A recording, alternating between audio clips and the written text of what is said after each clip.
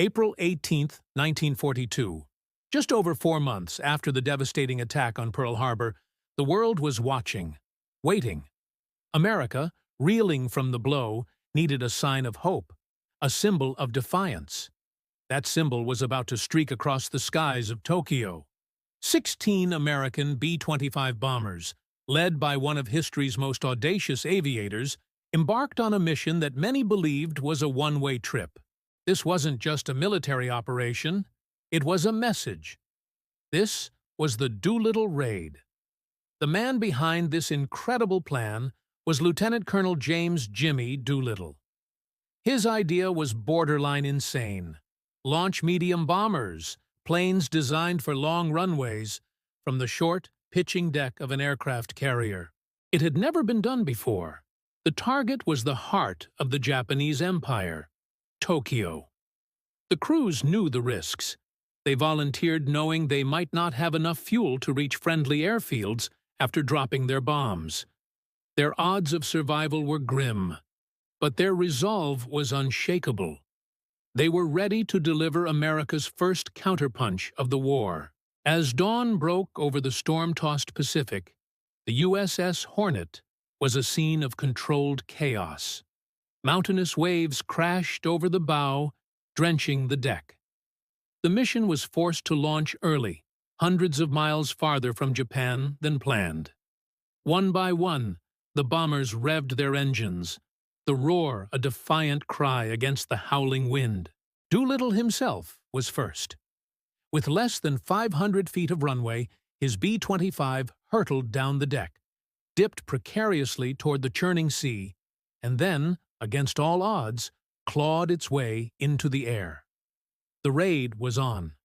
Hours later, the unfamiliar drone of American engines shattered the calm over Tokyo. The city, which had felt untouchable, suddenly found itself under attack. Air raid sirens wailed as anti-aircraft fire peppered the sky.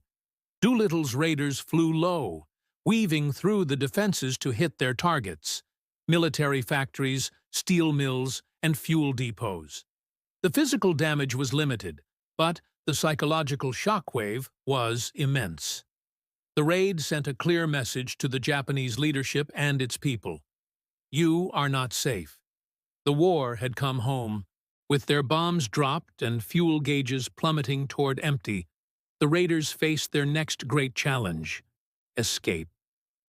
Chased by Japanese fighters and flying into the darkness of an unknown night, they headed for China. But fate was cruel. One by one, their engines sputtered and died. Most of the crews were forced to bail out or crash-land their planes in the remote, rugged mountains. Some were met by heroic Chinese villagers who risked their own lives to shelter them from the pursuing Japanese army. Others weren't so lucky. They were captured, and a few were never seen again. The Doolittle Raid, in military terms, was a pinprick. The material damage was minimal, but its impact on morale was immeasurable. In America, news of the raid ignited a fire of hope and determination. It was the victory the nation desperately needed. In Japan, the raid caused profound shock and rage. It forced their military to reevaluate its strategy, pulling valuable forces back to defend the homeland and accelerating their plan to attack Midway Island. This strategic shift would ultimately lead to a disastrous defeat for Japan, a pivotal turning point in the Pacific War. James Doolittle fully expected to face a court-martial for losing all 16 of his aircraft. Instead, he returned a national hero and was awarded the Medal of Honor.